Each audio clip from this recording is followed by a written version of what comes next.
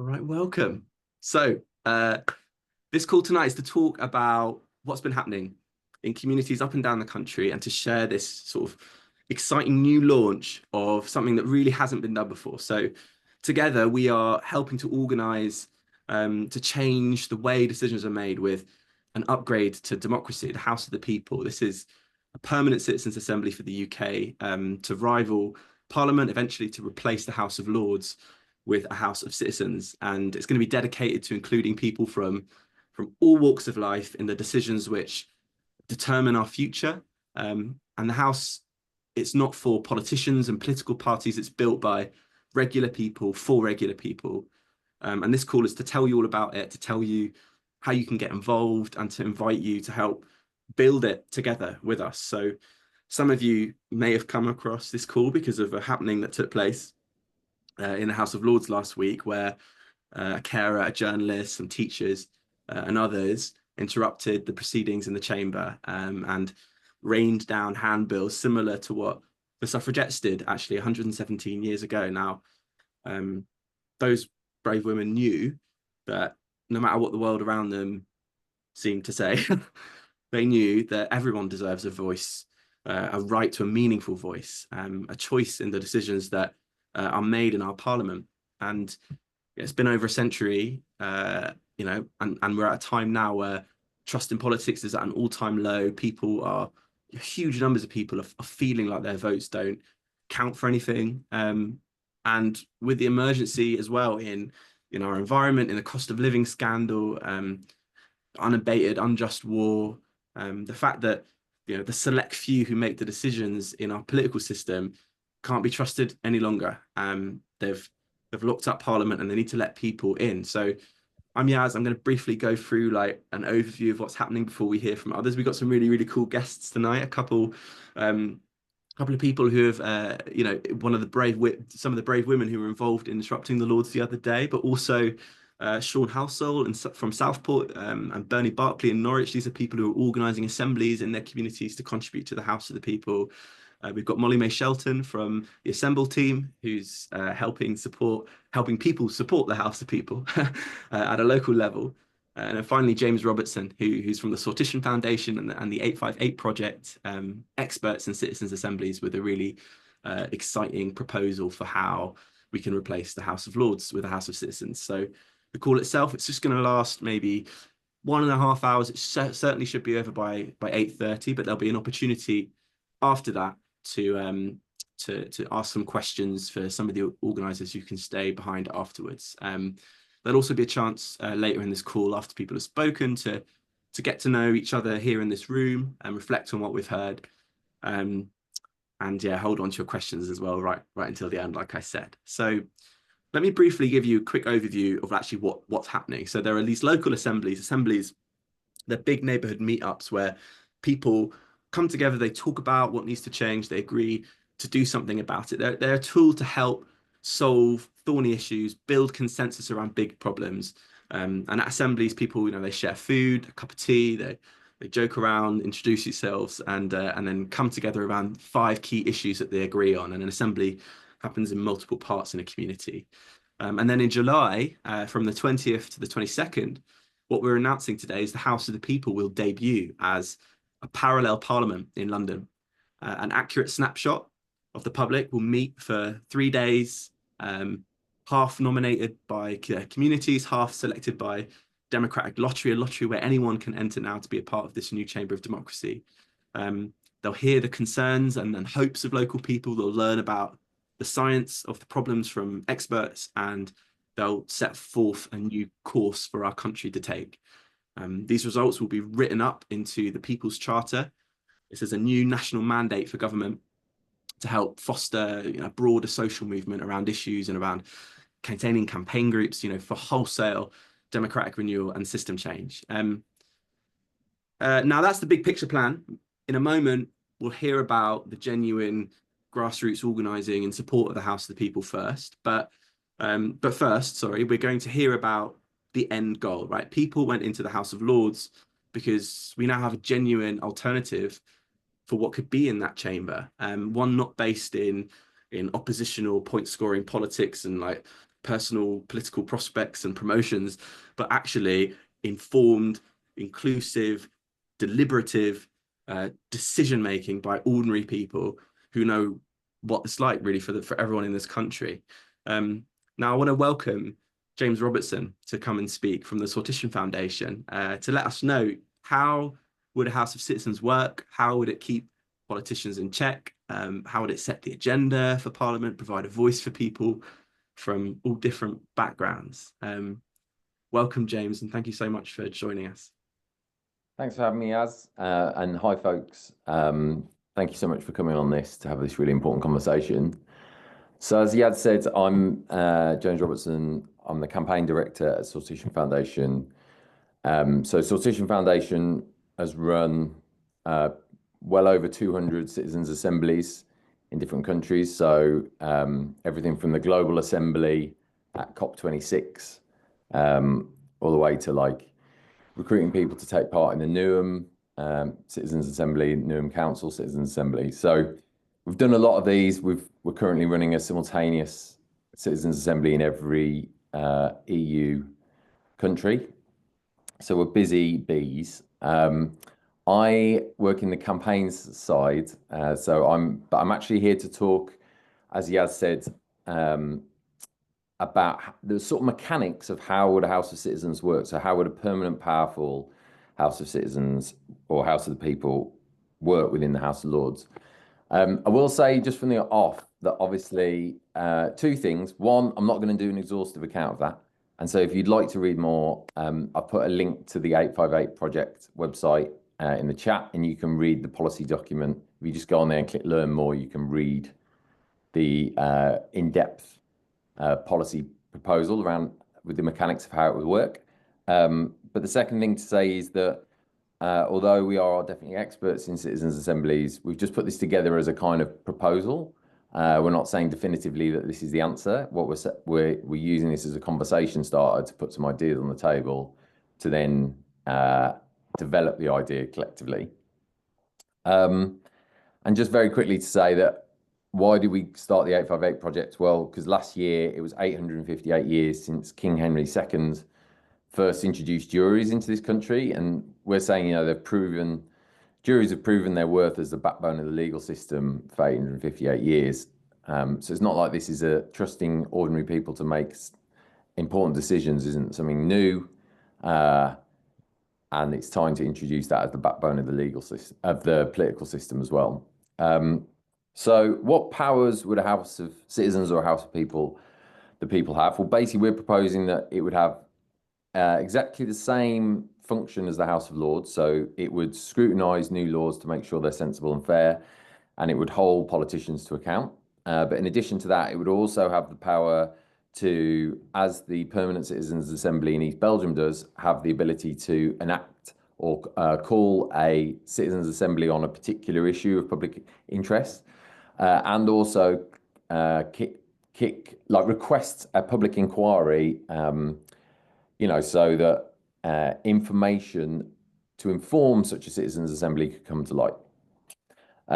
It wouldn't have ministers, so you wouldn't be able to do what they do at the moment, like just appoint David Cameron to the Lords and then be like, oh, great, I get to have him in the cabinet, you know. Now, we wouldn't have ministers, but it would have a set of spokespeople that would be appointed by the members of the House of Citizens who would speak on behalf of it. Obviously, particularly to begin with, we would review it regularly to make sure that it's working well and make continuous improvements. But I know people are keen to know how the selection process would work. So basically, in summary, there's like a 3-stage process. And these numbers are just to give you an example of how it could work. But basically, what would happen would be there's a democratic lottery process where, say, 30,000 people in the UK would, through that democratic lottery, be selected, and they would receive a letter, or sometimes people knock at their doors. And those people would say, hey, you've been selected from the population through this democratic lottery to take part in this House of Citizens. If you're willing and able to do so, please fill in your your demographic data. And so that would be things like race, age, gender, what they do for a living. So we'd be able to make sure there was a spectrum of different jobs and class. And then what happens is that basically a body like the Electoral Commission or the Office for National Statistics would oversee a democratic lottery whereby essentially what it does is it uses that demographic data to produce multiple groups that reflect the demographic makeup of the country. So the UK, for example, is actually majority women. So this would be the first chamber in the world which would be guaranteed to be majority women. And then, so what it does is it creates multiple groups and then it creates a lottery process of selecting one of those. And then those people that end up in that group are rung up and they're like, you've won the lottery, basically. Those people we're saying would take up the post for around a maximum of 2 years, and they would be paid the same as an MP. We think that's really important as a way of compensating people for their time, and also recognizing, because basically what you're trying to do is balance that you're causing disruption to their lives, but at the same time they're fulfilling a vital role for in the public interest, right? And then in terms of numbers, again, this is a suggestion, but as an example, what you could do, I mean, at the moment, the Lords is the biggest chamber outside of Beijing in the world. So the only way is sort of down in terms of numbers, really. But we're suggesting that you could have, for example, 325 people, which is one for every couple of constituencies. Or what you could do is you could work with the Office of National Statistics to ensure that you basically have a spread that reflects the regions of the nations and regions of the UK, basically. So the 9 regions of England and Wales, Scotland, and Northern Ireland, and then as the population increases, that number increases. So that's roughly how many people you would do, and that's based on our calculation that on average the UK government passes 33 bits of legislation a year, right? So how would that number of people meet that legislative load? Well, basically what they do is normally a citizens' assembly is between 50 and 100 people. So what would happen would be for each piece of legislation, you would create a sub-assembly. That might be 100 people out of the 450. And what happens is they deliberate on, they receive the bit of legislation from the Commons. They would listen to a series of experts, including people working on the front line of that issue. So say the bit of legislation was on the NHS, they would hear from a series of specialists, but they would also hear from workers on the front line of that, working in the NHS. They would then deliberate and come up with recommendations, and those ping back to the House of Commons. And as we know, under the law, it has to pass through both houses for it to become law. At the moment, the Lords doesn't challenge the Commons to the full extent of its powers, partly because of it's embarrassed. But if we gave this chamber the same powers as the House of Lords, technically it can veto a law from the Commons. And so we think that this would be a way that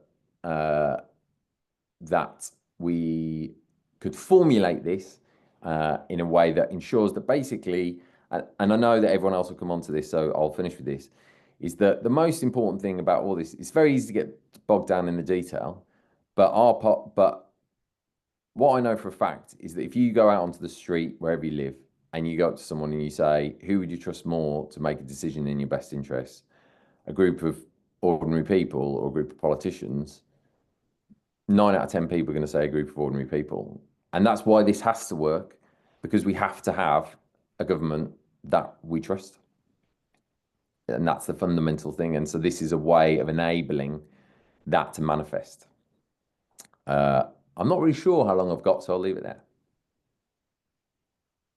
All right, lovely. Thank you, James. That was actually pretty perfectly timed. Yeah, really appreciate you coming and talking through how this would look when it was in the chamber. I'd love to welcome now a couple of the action people who who decided they were going to take action in the House of Lords in the name of this vision for a truly democratic chamber of democracy in this country. We've got two brilliant people coming to speak with today to share a little bit about why they took action, how they feel about assemblies. I'd love to welcome Cristina to come on first. Feel free to unmute, and we'll put you on the spotlight, Cristina. Hi, Yaz. Thanks very much. Can you all hear me? Yeah, great. Yes, great to see you all here. Hello. Yes, as Yaz said, I did take action with House of the People last week. I'll tell you a bit about myself. So I'm Cristina, or Krista, as some of you may know me, go by many names. I'm a writer about film and TV, also a web editor and copywriter. I grew up in and around the North London, Hertfordshire area, and now live in South London. If any of that sounds glamorous because I said the words film and TV, it's not. I sit here and write about things like Lord of the Rings and Wheel of Time for hours on end. I actually love it. But yeah, it's a bit chaos and busy, and yeah, I'm terrible at managing my own time. Anyway, that's a bit about me. I haven't really prepared anything in terms of what to say or thought about what you really need to take away from this, but I do want to tell you why I'm here and why I did what I did last week, which kind of does relate to me managing my time terribly, actually, because when I was asked if I wanted to do something with House of the People and to do something about fighting for democracy in the UK, which is, in my belief, fragile to non-existent, it was a really big consideration because I'm really busy and I'm not made of minutes. So yeah, it was a reasonably big sacrifice on my part to kind of take the time out of my really manic schedule to go to the House of Lords and sneak a banner and flyers past security and get them out for the Lords to see, and shout blue murder at the Lords and leave singing Take Back the Commons, or the Goose Song, as someone referred to it the other day. Yes, it was quite a big sacrifice, actually. But all of this, me kind of trying to make ends meet, you know, trying to cover my mortgage and rent and utilities and grocery bills, which have risen so much that they're no longer covered by my pay. All of that just kind of, it makes me just think, what am I working for? You know, like what am I paying for? I'm paying for dirty water, polluted air, greenbelt land that I've loved my whole life, getting eaten by high-rise flats that no one lives in. Meanwhile, I'm kind of playing this weird game with the news where I'm trying to stay on top of it, but also trying to avoid it because it's kind of painful to read. So I guess all of that is why I'm here and why I took action with House of the People in favour of citizens' assemblies. It's because sacrifice must be made. This is important. Yeah, I think that if people don't kind of wake up and start, I guess, just waking up from this kind of dream of just working and paying, and start actually trying to take back control of the country and create the communities that work for them, there may not be a home to work for or greenbelt land to protect. You know, it's crazy. So yeah, that is why I chose to do what I did, even though I didn't really have the time to do it. Sacrifices must be made. So thank you. I'm really, really grateful that you're all here. I think this could be the next step in creating communities that really do work for us. stop funding war that we don't believe in, and stop funding flats that we'll never live in. Yeah, thank you. Let's keep using our time wisely. Thank you so much, Cristina. That's beautiful to hear you say that. And I just see there's some questions in the chat actually about what took place. I'll just, quickly illustrate, what you guys did in that chamber, which was you unfurled the banner, you rained down about 1,000 leaflets, basically saying "Lord's out now," or "Never mind the Lords, here's the house of the people." And you chanted, that chant that you referenced, "Take back the Commons." It's a traditional protest song that we have. We have a proud tradition in this country of updating democracy, and I think we need to remember that and tap into that more. And so, I take a lot of inspiration for what you did. I'd love to come to Cazzie as well, and to know how it felt being in that chamber and what was grounding you to take the action that you did. I mean, Cazzie, are you on this call? You please welcome to unmute and come in. Thank you, yes. And thank you everyone here attending. It's so lovely to see all your faces. I'm going to be short and sweet. So my name is Cazzie and I'm from Cymru in Wales. I'm a qualified youth worker and forest school leader. I'm a single working class mum. I'm really passionate about the rights of young people, and I'm absolutely horrified that their voices are not being heard and their future is not being considered by any government. Sorry, my cat wants to get in on this. Past or present. I mean, at the moment, I read today that 4 million children in poverty, 4 million British children in poverty. How is that possible in one of the richest countries in the world? Democracy is not working for young people. Many of you would have noticed the Channel 4 poll, and it was quite incredible reading that a third of young people think that we should have should have a leader that's not voted in, a charismatic leader. So basically someone like a despot, someone like Trump. The other third thought that we should be run by the military. And this is incredibly, incredibly concerning. We know that democracy is broken and it's not working. And that's why the chance to be involved in the participatory democracy is the only way that we're going to stop fascism coming to the streets of the UK. My daughter is 22. She is terrified of her future.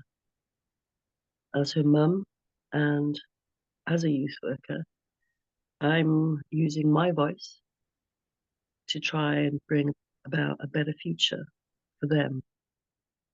They are our future, and yet they're being treated so unfairly. And that's why I went to the House of the Lords and took action. It was overwhelming to be there with all the gilded gold and the reds and the robes and it was exhilarating to be part of the action, to know that I was doing something that the suffragettes had done before me, and that gave me courage. As you know, courage calls to courage, isn't it? So yeah, so it was my honor to be part of that action, and one of my proudest moments, I got to be honest, because this is so worthwhile, not just for the young people, but for all of us. So thank you everyone to be here. Thanks, yeah. Thank you, Cazzie. Beautifully said, and it was, a very strong action. I wanted just to as we start to move about towards some other things, just to point out that a lot of the time when we see protests, they are pointing to powerful figures and saying, do this and do that. And that's, there's value in that. And that was certainly a part of this, to say we shouldn't have any more lords. But a really special thing in my view about this action was that it's about pointing and communicating to the public about a real alternative thing that we're building. We're not waiting for permission. We're going ahead and creating the alternative. And I'd love to come to Molly in a minute, to talk about why this this chamber, this House of the People, the thing that's happening in July, it's not, you know, this vision, it isn't some palace sort of far away in the clouds. It's anchored firmly to the ground, to the grassroots, where local communities are connected into this chamber. They are responding to it, they're feeding into it, because there are assembly campaigns taking place across the nation, and we're going to hear now in the second half of the speakers about examples of where that's happening. So I want to welcome in Molly. Before that, we're about to go into breakout groups after the speakers. If you are a facilitator and you're able to help guide a small group discussion, could you just put an asterisk? Could you rename yourself for the help of the tech? And if you see in my name, I've put an asterisk right at the front of my name. That would help the tech team assign people to the breakouts when that time comes. But if you don't know what that means, don't worry. I just needed to make that announcement. But love to welcome Molly to talk about Assemble and about the broad strategy of how this house is being realised. Thanks, Yes. Hi, everyone. Yeah, thank you so much for being here. My name is Molly Shelton. I'm 25. I grew up in Devon and lived for almost the last 10 years up in Scotland. And I'm a co-founder of Assemble and helping out on the House of the People. So I'm really excited to talk to you about what's been happening. This launch is the culmination of a year's worth of community organising to lay the foundations for this new home for democracy, and it's one that will genuinely reflect the will of the people at the House of the People.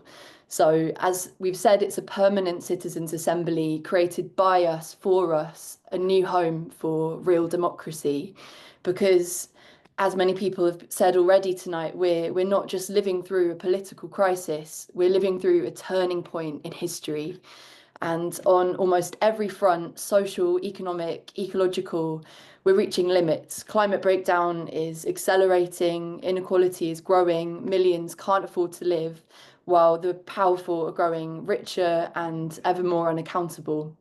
And trust in our political institutions has collapsed, and rightly so, to be honest. Just 1 in 10 people trust political parties. Our NHS is collapsing. Public services have been hollowed out, and the major parties really offer little more to us than managed decline. Now, before I go on, I'll say I love this life. I love my friends, my family, music, nature, art, cooking. I hope to have a long and happy life, but the danger is greater than just bad governance at the moment. This is really the kind of moment, as history tells us, where the doors to fascism open ever wider in these conditions, because when systems stop working, people get desperate, and when people are desperate, they look for someone to blame, and that's exactly what we're seeing across our society. We see the far right growing, we see the scapegoating of migrants, Muslims, trans people, striking workers, and that's just how it starts. So the next phase, if we don't act, is serious repression, real dangerous authoritarianism, and not to mention a planet that's going over temperatures that we can control. So that's the scary story, but there is another path, because this is also the kind of moment where we get to build something better, because moments like this of rupture, of instability, is where real change becomes possible. It's how our NHS was born. It's how women won the vote. It's how apartheid fell, not because the system handed over change, but because people got organised. And the House of the People is our tool for this moment. So we're not just tinkering around the edges. We're offering a clear, radical alternative that's grounded in compassion, in common sense, and in collective action. And importantly, we're not asking for permission. We're stepping up. We're building something that works because it's built by all of us here. So to start with the basics, assemblies are simple, powerful gatherings, neighbourhoods, locals where people don't often feel heard, are coming together in a welcoming space to talk about what isn't working, what needs to change. And it's not a shouting match or a debate. It's conversation, facilitated, inclusive, grounded in listening to everybody's lived experience and in mutual respect. There's food, childcare, music, time to talk, trained facilitators guiding these small group conversations, ensuring that everyone's voice is equal, everyone has an equal amount of time to speak, and people bring their lived experience to co-create a community charter. Those are 5 priorities that the community agree of things that need changing.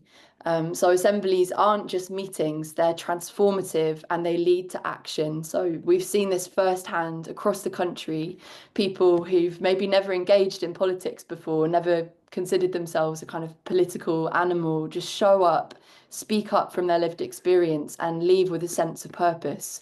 So whether that's running a local campaign, standing an independent candidate in a local election, or taking collective action to apply pressure to the powers that be, this is democracy that people really feel they can act on. And they're not just talking shops. They've created real mandates and held local councils to account. They've even helped to elect MPs like Shokat Adam in Leicester South, who ran on a manifesto written by these assemblies in his community. And assemblies have been springing up all over the country, from Southport to Cornwall, Peckham, Bristol, Liverpool, Belfast, Glasgow, all supported since, during and after the general election last year.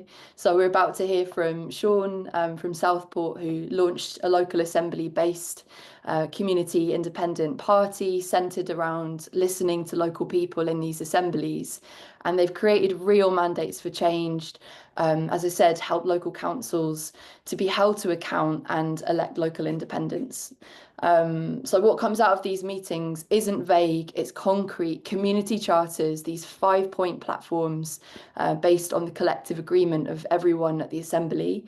And these can feed directly into campaigns, protests, council demands, or national policy, because people are hungry for something new. And these assemblies are how communities are rebuilding trust, not trust in politicians, but trust in each other. And this vision goes even further, because these local assemblies we've been organising up and down the country are feeding into this national chamber that's built by us, for us. So in July, this parallel parliament, the House of the People, will sit for the first time in London. So you can think of it as an independent, citizen-led version of the House of Lords, but it's actually representative, inclusive, answerable to people, not power. It's not a place where decisions are made by lords, lobbyists, legacy MPs, but by nurses, engineers, teachers, delivery drivers, where the conversations and the inputs from all those local assemblies make their way into this home for our new national voice. And it's something that really reflects the change that all of us want to see. So as James said, 100 people will take part, 50 selected by democratic lottery from across the UK, and 50 people nominated up from these local assemblies. So people who've listened, taken part, and are ready to carry their community's voice forwards. So together they'll represent an accurate snapshot of Britain that's diverse in class, age, ethnicity, gender, geography, and lived experience. And over 3 days, the House will review the concerns from all those assemblies across the country, hear directly from scientists, frontline workers, community leaders, learn about the issues and ask questions, explore the options. And on the final day, people will deliberate, propose and vote on the National People's Charter. And that's a new national mandate that truly reflects what people in this country want. So unlike Westminster, this House will be informed by trusted, independent experts, not by lobbyists. So we're creating an independent, rotating board that will invite civil servants, movement leaders, scientists, everyday people to oversee who those speakers and experts are, what materials people are hearing in this assembly, to really ensure transparency and balance, which we don't see in Westminster. So we respect the science, but we also respect people as experts in their own lives. So there's no corporate censorship, there's no party whips, it's just informed, supported citizens learning together, making good decisions for the common good, because we believe that people, when they're given the time and care and the facts, are not just capable of leading, they're best at leading. And that's not something that clearly our government believes in. They don't believe in us. They lock us out. So the outcome of those 3 days is the People's Charter, and we don't know what it will say yet because it's not written yet. It will be written by all of us. If you all hopefully come along to the House of the People, it will be a clear set of demands drawn from those community charters around the UK and the result of the House's discussion. So after the general election last year, we hosted a launch for the House of the People, and we looked at all of the results from all of the assemblies, from the independent candidates that we'd run so far. And already that House of the People resulted in really bold, compassionate, popular demands that will be considered by the House of the People. And they were things like wealth redistribution, taxing the rich, taking urgent climate action, ending the UK's complicity in unjust wars and genocide, ending political corruption, and crucially, upgrading our democracy. So finally, on October the 13th, which is the anniversary of the suffragettes' rush on Parliament, people will have a chance to gather in large numbers outside the House of Commons and Lords. And there'll be more about this in the coming months, but I'm just going to touch on it now. People will demonstrate peacefully and powerfully to say, we're not asking for permission to be heard. We are demanding to be part of how decisions get made in this country. And we're demanding that the government trusts the people, trusts us, and will carry that national charter to Westminster and show that the people are watching. We're not going anywhere. We're watching. We've got started already. We're building our own parallel parliament because we're not just voicing a democratic proposal. We're building a movement to create change ourselves. And this House of the People, it's not a one-off event. It's a permanent institution that we're building with recurring sittings, new members each time, a living connection to communities across the country. It's part of a bigger strategy, assemblies, protests, independent candidates, all aligned to this new vision of wholesale democratic renewal. And there are 5 kind of core foundations behind this house. The first is citizen-led democracy. So it's ordinary people, not parties, who should set the agenda. The second thing is to protect protest. So acknowledging that protest is a vital democratic right and is a proud tradition of how any change has been brought about in this country over hundreds of years. The third thing is to face the crises, so taking collective responsibility for the emergencies that we face, ecological, social, democratic emergencies. The fourth thing is to trust the science, so listening to evidence, not ideology.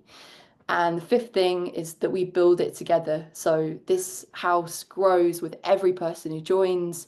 It's participatory, transparent, it's evolving as an institution. And then, of course, this broad demand to abolish the Lords, because if we want trust, we need a house that belongs to the people. So this isn't a think tank. This isn't a political party. This is a tool for all of us and our families and our communities. And we don't have to wait for the system to fix itself. It's proven to us it's not going to fix itself. We're not asking for scraps from a broken table, begging for a seat. We're building a new table altogether. So the House of the People is for everyone, and it's time to step up, show up, and build the future together. And this call tonight is an open call for all of your participation because we start building this together today. So thank you so much for your precious time to listen tonight to what I had to say. Really appreciate everyone being here. Thanks. Wow. Thank you so much, Molly. That's some pretty inspiring stuff, wasn't it? Okay, great. Very, very well said. I'd love to welcome next up Sean Halsall from the Southport Community Independents. Some really, really exciting stuff that's been happening in Southport. Please take it away, Sean. Thanks, Yaz. First off, I've just noticed in the chat, I think Carol's mentioned that the ruling elites aren't going to give up power easily. They haven't got power. It's only perceived, mate. There's 99% of us on the other side. The minute we get off our knees, they've lost the game. But yeah, so I'm a sitting councillor in Southport within the borough of Sefton. Left the Labour Party about a year ago over Gaza and other issues with just completely rolling back on anything to do with the sort of ideals I stood by. I stood as an independent parliamentary candidate, just to sort of start raising different ideas and give people an opportunity. I had no illusions I was gonna win with the time I had. But with standing there, I came across Assemble, met Molly, Yaz, and the rest of the team, who I can just say have been absolutely incredible with the support they've given with getting us off the ground. And I think I'm right in saying that we in Southport were the first assembly in the north of England, which was, it's nice to be trailblazing somewhere. Yeah, so for too long, politics has been something that happens to us, not with us. Councils making opaque decisions behind closed doors. Politicians promise the world, deliver nothing for us. And ordinary people like us, are left feeling unheard and powerless. But here in Southport, we're proving things that don't have to be this way. What we're seeing is politicians dismantling the last few safety nets that we enjoy. So I gave a quote on the night of the general election to the Canary, I think it was, that Keir Starmer would be the midwife of fascism in this country. I didn't quite expect to be proven right so quickly, but the complete abandoning of sort of anything even vaguely socialist is leaving a massive door open to the far right and fascists in this country, which we're going to have to, everyone on this call is going to have to step up and fill that void to make sure our politics fill every space. And we start actually listening to people, because that's how you fight fascism, to addressing people's actual needs. So in Southport, we've built something different. The Southport Community Independents launched on, well, officially February the 14th, but we had our big launch event on the 1st of March, which was supported by Assemble. We had about 280 people in the room, who most of them took part in the assembly, which was absolutely incredible to see that many people breaking up into groups and discussing what matters to them on that scale. And the sort of issues that came out of it were pretty much ones that have come out of every single assembly we've held in Southport, which is about 7 now.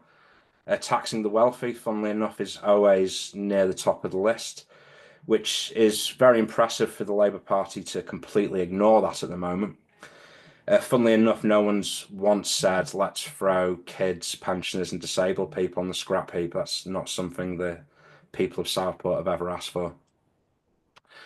But yeah, so we're not just a party, we're a movement of local people who believe that decision-making should be in the hands of all our community.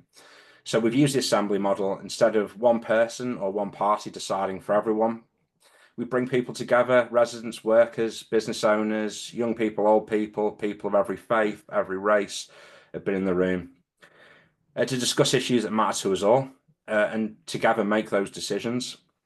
And you know what? It works. We're tackling real issues, looking at local transport, the decline of our high streets, holding the council to account, because we listen to people who know best, which is the people who live and work in our town. And it can't just be about Southport, though. So we've got to imagine this happening in every town and city up and down the country. Imagine if you have people participating in these structures and, where needed, taking direct action, petitioning your local council, getting people elected. So we've actually got voices on these councils. Yeah, and we're in charge of them, the people, the community, residents ourselves. So yeah, but that's why we need you. So if you've ever felt like politicians aren't working for you, it's because that system was never designed to work for you. But we can change that. We don't have to wait for permission from Westminster or local councils. We start building people-led politics right now in our communities, in our towns, in our streets, because that's the only thing that's ever achieved progress in this country. Collectivizing our issues works. Working people coming together and fighting for things that matter to them works. That's why we've got the NHS. That's why we had council houses before Thatcher decided to take all them nice things away from us. So yeah, we can't sit back now and hope things just get better. I think the government in charge promises changed. All they've delivered so far is shortchange. So we need to get involved, speak up, organise in every community. Because if we don't take control of our future, someone else will, and it won't be in our interests. That power needs to be with us, and together we can make sure it is. So let's stop waiting and let's start building, and let's take our communities back, comrades. Thank you, Sean, and best of luck with your continuing assembly campaign up in Southport. Really, really grateful for you coming here today. I know it's your birthday, so happy birthday as well. I'd love to now next welcome in Bernie Barclay from Assemble Norwich. You are running an assembly today, am I right? Go ahead. Hello there, my name's Bernie and this is Zach, and these are all the wonderful people of Assemble Norwich. We're planning a massive, great meeting to do with a big development issue that's touching a lot of people in our local area. We're in the Caracol bookshop, which won't be here once the development starts. It's a lovely, radical bookshop that we all love. So I've been a climate activist for a while, to say the least. As the Assemble project sort of hoved into view through Just Stop Oil, I was just like, yeah, this is what we need to do. We need to do the whole grassroots thing, the whole politics is broken thing. I'm not very eloquent on the political side, but I feel this is incredibly important. And we've got a lot of enthusiasm amongst local people for organising, but also in the wider community. Because have we got a poster? I'm going to get a poster. To the dog. So this is our meeting that's happening on Saturday, our big assembly. We've had so much positive feedback in the local community because this affects lots of people. And this is our big sort of springboard into launching Assemble in Norwich. And I haven't got a lot else to say unless anybody else would like to. Who's excited for Saturday? Thank you. Thanks, Chris, and thanks, everybody. Thank you all for joining on today. That's really, really cool. Saturday is when the assembly is going to be happening, just so you know. Yeah, amazing stuff. I hope people feel inspired from all of these speakers. You know, that is mostly that's more or less the end of the speeches. You know, you might be glad to hear, like, they can be a bit tiring. And some people may be thinking of leaving before we do some breakouts. That's perfectly fine. But before we do, what I would love is if people would fill in this following poll, because, you know, the House of the People, it's not something that, you know, a few people are building in the corner. It's something that affects all of us. All of us can help contribute to it. It can involve everyone. And there are some key ways you can sign up to help build it. If you felt inspired and hopeful after hearing this plan, then, you know, this is your chance to be a part of it. So there are a few different ways of getting involved. So you can enter your name in the lottery. You can make sure your friends know about this lottery and get them to enter their names as well. So you can go to houseofthepeople.uk. You'll find that there. You can do it right now if you want to. We're going to let this session last for about 3 or 4 minutes. We'll let people fill in this form and enter their details into the lottery, or a crucial one is to donate to make it happen, to properly make sure this is the right kind of citizens assembly, which helps support those who are least fortunate in society, to help support with things like childcare and travel costs from those who are at different parts of the country who aren't actually centred in London. The House of the People doesn't have to meet in London every time or anything like that, but the first setting will take place in Conway Hall in London. And this assembly, you know, it needs to make sure that people are there for 3 days. They're given the opportunity to free up their time away from work to participate, and all of that means that we need people to donate. You know, this isn't something that's being bankrolled by billionaires. We've got some foundation support to help make with the venue, but all of the donations will help mean that this can be something that is for every single type of person, not just for those who are the most privileged in society. And then the other options as well, it's if you're really keen and you know people in your area and you want to get others excited, you can do something maybe quite big and maybe something maybe smaller. So the big thing would be to run an assembly or to run many assemblies to help feed into it, just like what Norwich is doing and Southport are doing. Assemble is the group that Molly spoke on behalf of. You know, we can help provide you with resources and some funding to run assemblies. You can choose particular issues that are hot topics in the community or related to things that came up from the launch of the House of the People that Molly spoke about earlier. Or you can run a consistent campaign over a long period of time to build a local community charter to go to the House of the People. So if you sign up to that thing on the form, you'll be able to learn a bit more about the details of how that works. But honestly, a crucial thing as well is just to promote this amongst your networks. There can be really simple and easy things to let people know. So there can be posters and flyers, little WhatsApp chats that you're in. We can provide you with little template messages. So if you select that one, there'll be some really easy, lower energy things to do just to help promote this as a concept to the people that you know, and help them donate, to help them enter the lottery, help them be aware of it, help them promote it to people that they know. So please, if you could help fill in this poll, please, if you could help donate right now. You know, monthly costs will mean that, you know, people have been donating like a cup of coffee every month, just 20 quid or so, you know, 15 quid if you can't. And that way, this can be something that is really for people all across the country. One final thing about promotion, it's interesting, like there's been this this competition that's been launched. So the idea being that if you can send round a message to your community chats, people you know, and whoever gets the most number of people to help sign up to the lottery will get hamper, a little bit of a sort of a bonus that we'll send to you to help to help thank you for your service to this country, right? All of us are doing this as a place of service, right? We all need to be entering and contributing and engaged, not just once every 5 years, but you know, throughout the whole course of a government's term. So yeah, take as many as you like. We've got 3/4 of the people who filled in that poll. I'd love to ask just the final group just to select something if you feel that you want to feed into it. And yeah, we'll follow up with you in an email to help you get involved in more detail. So thank you, everyone. What I'm going to suggest we do next is to go into little breakout groups. So this can be something that maybe not everybody feels comfortable doing. You know, I recognize that some people, they've just come on the call, they want to get information, they don't want to be sort of stressed to have a conversation now, and you don't have to, but you know, consider it, because it can be nice to get to know who else is on this call, to reflect on what others have thought about what they've heard, not just hearing from those who are involved in the work themselves. So we're going to go split into breakout groups in a minute. I'll end the poll now so that our techie can help that happen. So we're going to get in small group discussions. We'll be in groups of about 6. There'll be a facilitator in there to help guide the discussion really, really loosely. But the idea is, you know, we can do a go around. Everybody introduces themselves. They say, hi, my name is, for instance, my name is Yaz. You know, here's what I do for a living.